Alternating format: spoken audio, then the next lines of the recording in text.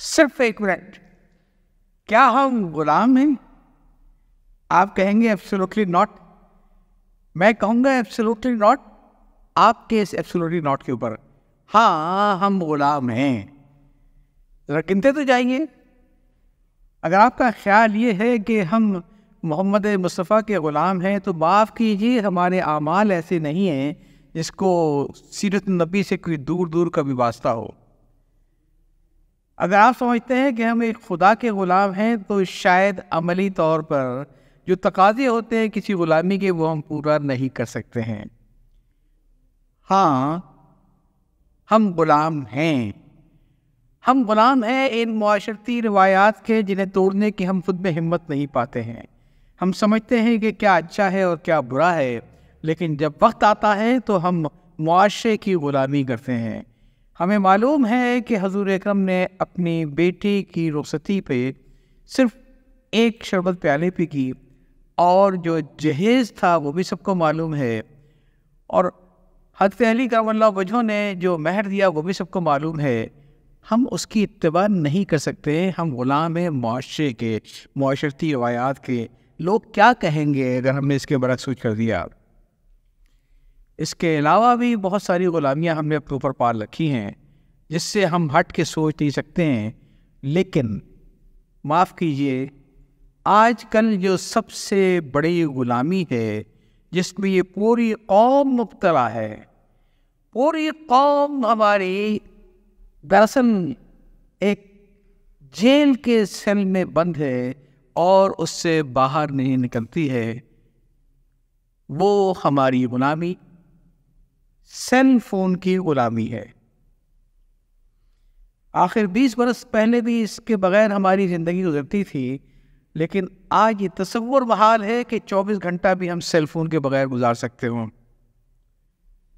جس زمانے میں ٹی وی نیا نیا آیا تھا تو ہفتے میں ایک دن لازمی چھٹی ہوتی تھی اور بقیہ دنوں میں 2 گھنٹے اور 3 گھنٹے کی نشریات تھی، تب بھی زندگی گزر رہی تھی.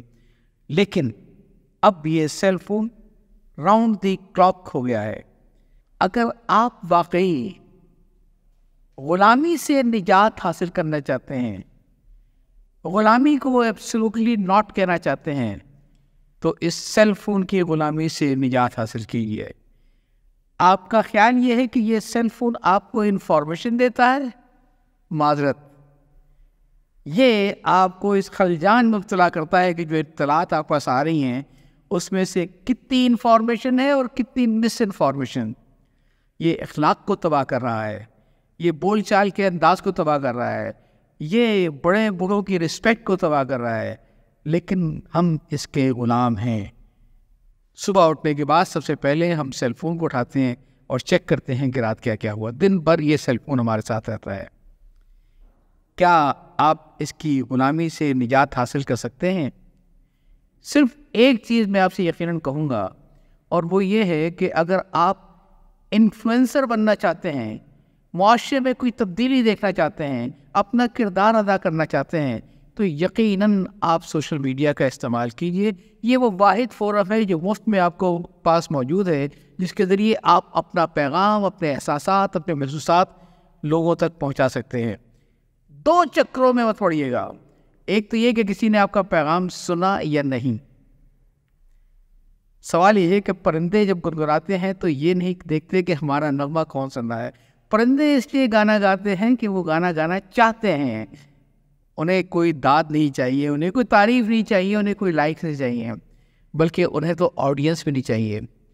اگر آپ ون وے پہ رہتے ہوئے انفلوئنسر بننا چاہتے ہیں، پھر یقیناً فیس بک کا بھی استعمال کریں، واٹس ایپ کا بھی استعمال کریں، ٹویٹر کا استعمال کریں. لیکن دوسروں کو سننے کے لیے میرا خیال ہے اس سے خراب فورم اور بھی ممکن نہیں ہے. اور سب سے زیادہ خراب ترین چیز وہ یہ کہ جو بھی آتا ہے آپ کے پاس سوشل میڈیا کے اوپر، آپ اس کو سچ جانیں صرف اس لیے کہ ایک تصویری شکل میں ہے، ایک صوتی شکل میں، ایک بصری شکل میں، ایک کلپ ہے. وہ کچھ ممکن ہے جو آپ سوچ بھی نہیں سکتے. کسی کو کوئی چیز فارورڈ کرتے وقت یہ ضرور سوچ لیجئے گا کہ کسی شخص کے جھوٹا ہونے کے لیے اتنا ہی کافی ہے کہ وہ ہر سنی سنائی بات کو آگے فارورڈ کر دے. فارورڈ کرنے کی غلامی سے آزاد ہو جائیں. جو بات آپ تحقیق کے بعد سچ سمجھتے ہوں، اگر معاشرے پہ اثر انداز ہونا چاہتے ہیں تو اپنے طریقے سے وہ بات یقیناً کنوے کیجیے، لیکن سنی سنائی باتیں آگے فارورڈ نہ کریں. جو کچھ ہو رہا ہے آپ سمجھ نہیں سکتے. جینے کے قرینے کی پلے لسٹ میں موجود باقی کلپس آپ کو پسند آئے تو اسے شیئر کرنا نہ بھولیے گا، تاکہ یہ تو ایک پیغام ہے جو میں چاہتا ہوں دوسروں تک پہنچے. یا چاہتا ہوں اللہ